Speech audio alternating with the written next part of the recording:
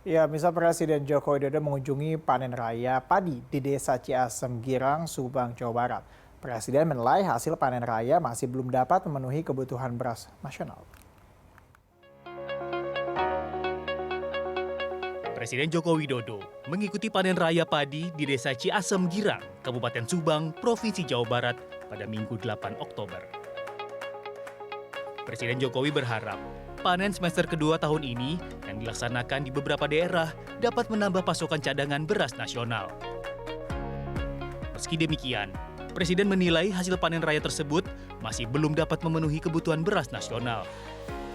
Oleh karenanya, dibutuhkan penambahan stok cadangan beras nasional hingga 1,5 juta ton sampai akhir tahun 2023.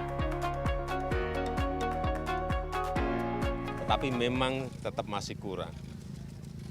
Sehingga dari stok yang ada di Bulog sekarang ini 1,7 juta ton, kita masih menambah lagi. Sampai akhir tahun kira-kira 1,5 juta ton. Lebih lanjut, Presiden menjelaskan bahwa hal tersebut dikarenakan tingkat produksi beras nasional akan berkurang karena kekeringan yang diakibatkan oleh fenomena El Nino. Problem itu, oleh sebab itu kenapa kita tambah 1,5 juta ton cadangan kita, karena El Nino apapun memberikan pengaruh pada produksi, memberikan pengaruh pada hasil panen yang ada. Terkait harga beras, Presiden menyebut bahwa dibutuhkan pasokan beras yang lebih banyak untuk disalurkan ke pasar agar bisa menurunkan harga.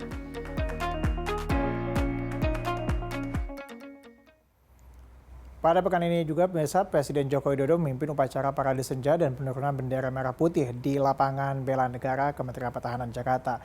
Usai upacara, Presiden beserta tamu undangan lainnya menyaksikan parade pasukan atau defile. Presiden Joko Widodo duduk di apit Menteri Pertahanan Prabowo Subianto dan Presiden ke-6 RI Susilo Bambang Yudhoyono saat upacara Parade Senja di kantor Kementerian Pertahanan Jakarta, Senin 9 Oktober. Upacara ini merupakan bagian dari rangkaian hari ulang tahun ke-78 Tentara Nasional Indonesia yang diperingati setiap tanggal 5 Oktober. Presiden Jokowi disambut oleh Menteri Pertahanan Prabowo Subianto.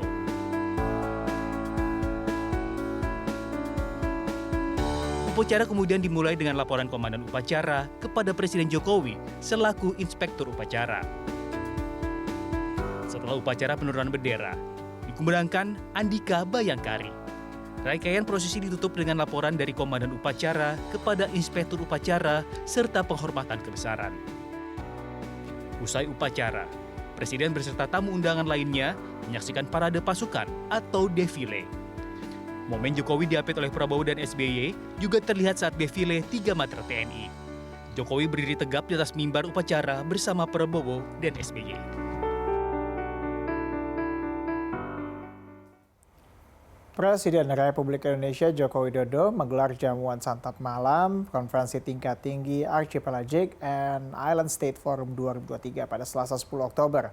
Presiden Jokowi pun mengapresiasi AIS Forum yang dinilainya dapat meningkatkan kerjasama antar negara pulau dan negara kepulauan. Presiden Joko Widodo menggelar jamuan santap malam konferensi tingkat tinggi Archipelagic and Island State Forum 2023 Selasa 10 Oktober 2023. Jamuan yang diikuti para pemimpin dan delegasi negara-negara pulau dan kepulauan serta organisasi internasional peserta KTT tersebut dihelat di Bali International Convention Center, Kabupaten Badung, Bali. Presiden Jokowi yang menggunakan pakaian batik lengan panjang tiba di BICC. Presiden Jokowi kemudian menyambut kedatangan para tamu seraya berfoto bersama sebelum memasuki area jamuan. Jokowi pun mengapresiasi AIS Forum yang dinilai dapat meningkatkan kerjasama antar negara pulau dan negara kepulauan. Presiden Jokowi mengajak para anggota AIS Forum untuk terus meningkatkan persahabatan antar negara pulau dan kepulauan. Welcome to Bali, welcome to Indonesia, to the first high-level meeting of the AIS Forum Gala Dinner. Because ocean is our life, ocean unites our people, and ocean provides many resources that we have to manage in responsible manner. Let us flourish our friendship and please enjoy the evening. Selepas santap malam, para pemimpin negara dan delegasi serta tamu undangan kemudian disuguhi beragam penampilan dari sejumlah musisi Indonesia.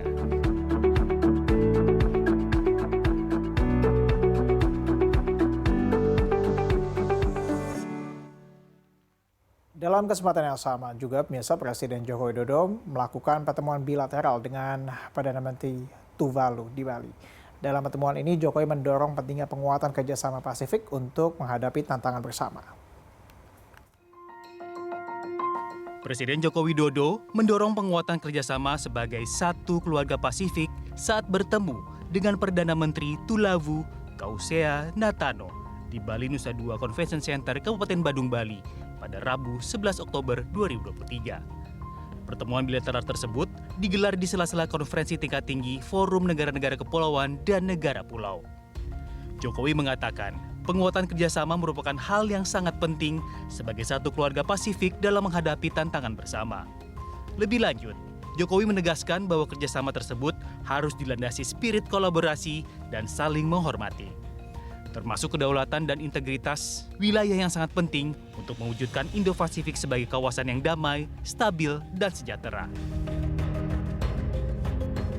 Terkait penguatan kerjasama yang merupakan hal yang penting sebagai satu keluarga Pasifik dalam menghadapi tantangan bersama. Kerjasama yang dilandasi spirit kolaborasi dan saling menghormati termasuk kedaulatan dan integritas wilayah yang sangat penting untuk mewujudkan Indo-Pasifik sebagai kawasan yang damai, yang stabil, dan sejahtera. Presiden Jokowi juga menyebut bahwa Indonesia turut menyuarakan aspirasi negara-negara Pasifik dalam berbagai forum, termasuk selama keketuaan Indonesia di ASEAN dan di G20. Dalam kesempatan ini, Presiden Jokowi juga menyampaikan terima kasih atas kehadiran Perdana Menteri Tulawu pada KTT ICE Forum. Presiden Jokowi menilai bahwa KTT ICE Forum adalah momentum penting untuk menggalang solidaritas negara kepulauan dan pulau. Jokowi juga menyampaikan hasil konferensi tingkat tinggi ke-1 negara-negara pulau dan kepulauan atau Archipelagic and Island State Forum 2023 di Nusa Dua, Bali pada hari Rabu.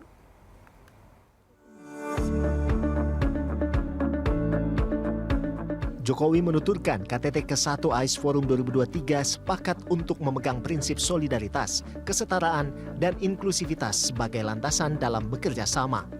Jokowi menegaskan Indonesia sebagai negara maritim akan terus menjadi barisan terdepan mendukung ICE Forum sebagai kerjasama yang inklusif bagi negara-negara pulau dan kepulauan.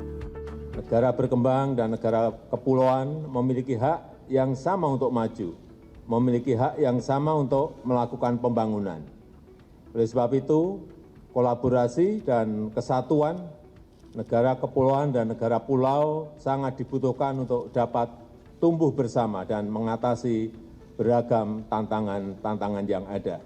Dan Indonesia juga berkomitmen menyiapkan dana hibah untuk dimanfaatkan terutama dalam mengatasi perubahan iklim dan pengembangan inovasi baru dan tata kelola laut yang berkelanjutan. Bagi Indonesia, laut bukan pemisah, tapi laut justru sebagai pemersatu, laut justru sebagai perekat dan penghubung. Oleh sebab itu di Forum AIS Indonesia mengajak seluruh negara yang hadir untuk tetap menjaga kesatuan dan kolaborasi walaupun di tengah dunia yang terbelah, karena kolaborasi adalah kunci kemajuan. Jokowi pun menjelaskan, ICE Forum telah memberikan manfaat konkret bagi masyarakat pesisir melalui pemberian beasiswa, pengembangan ICE Blue Startup Hub, pelatihan digitalisasi UMKM, pengembangan pendanaan inovatif, manfaat strategis terkait penghitungan karbon laut, dan pelestarian hutan bakau. Ya, pada pekan yang sama juga, pemirsa, Presiden Jokowi menonton langsung laga Indonesia versus Brunei Darussalam di Stadion Utama Gelora Bung Karno. Presiden Jokowi memuji permainan timnas Indonesia pada laga lawan Brunei itu.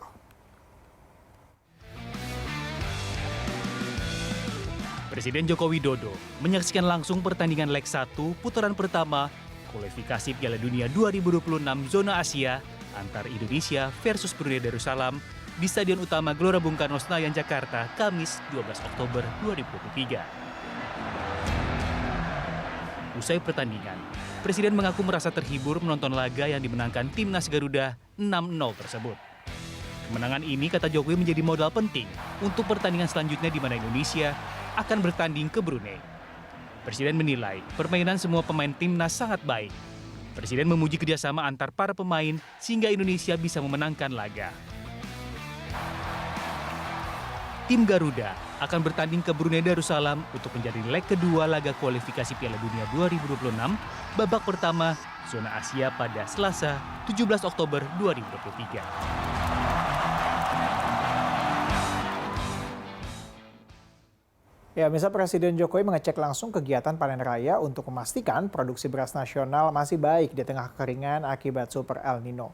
Presiden pun menyampaikan bahwa kondisi panen yang ada di wilayah Kecamatan Sukra itu tergolong baik.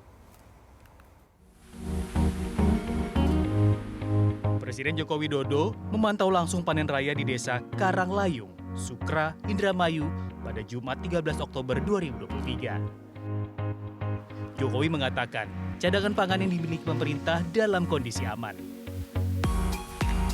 Dia juga menyampaikan bahwa kondisi panen yang ada di wilayah Kecamatan Sukra tergolong baik dengan didukung oleh irigasi teknis yang bagus sehingga mampu menghasilkan rata-rata 8,6 ton per hektar. Jokowi tak menampik ada penurunan jumlah produksi akibat dampak Super El Nino.